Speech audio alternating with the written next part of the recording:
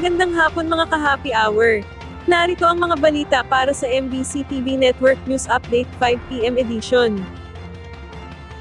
Katiting na bawas presyo sa mga produktong petrolyo, epektibo ngayong araw. Matapos ang 3 linggong magkakasunod na taas presyo ng mga produktong petrolyo sa pagpasok ng bagong taon, ay magkakasabay naman na nagpatupad ang mga kumpanya ng langis ng kakapiranggot na bawas presyo sa kanilang produkto.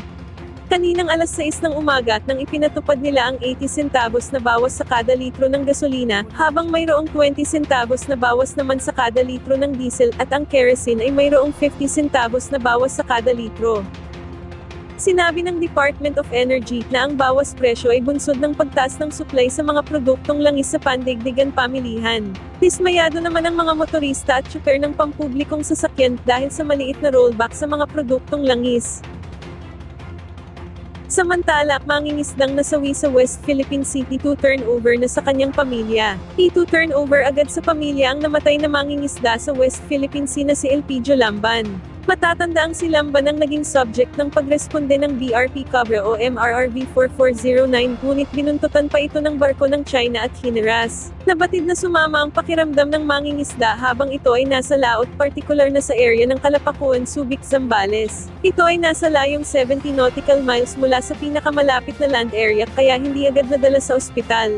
Kaya minabuti na lang ng mga crew ng FBL Kapitan na itawag ito sa Philippine Coast Guard, kung saan agad naman silang sinaklolohan. Sa ngayon, pinoproseso na ng Coast Guard Station Zambales ang paghahanda para sa iba pang serbisyong nauukol sa pumanaw na mangingisda, pati na ang pamilya nito na inaasahang sasalubong sa labi.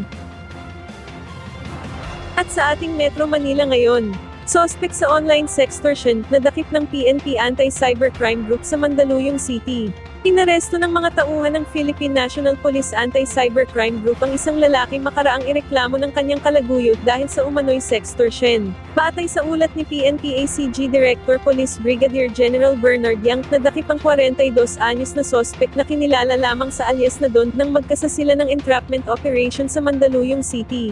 Nabatid na pilit makipagkita ni alias Don sa 33 anyos na biktima sa isang motel sa nabanggit ding lungsod na nagkakilala lamang sa pamamagitan ng isang dating site. Lumabas din sa inisyal na investigasyon na kasal na ang lalaki, subalit nakipagrelasyon pa rin ito sa biktima kung saan nakuha pa nilang magpalitan ng malalaswang larawan at video. Pero nang makipag-break na ang babae, doon na ikinalat ng sospek ang mga pribadong larawan at video sa pamilya at kaibigan ng biktima. Dahil dito, nahaharap si alias Don sa mga kasong paglabag sa Cybercrime Prevention Act, Grave Coercion at Safe Spaces Act. Ating alamin ang mga latest update mamayang alas 5:30 ng hapon sa programang Metro Manila Ngayon, Afternoon Edition. At yan ang mga balita para sa MBC TV Network News Update 5 PM edition. Samahan ninyo kami bukas mula alas 9 ng umaga hanggang alas 5 ng hapon.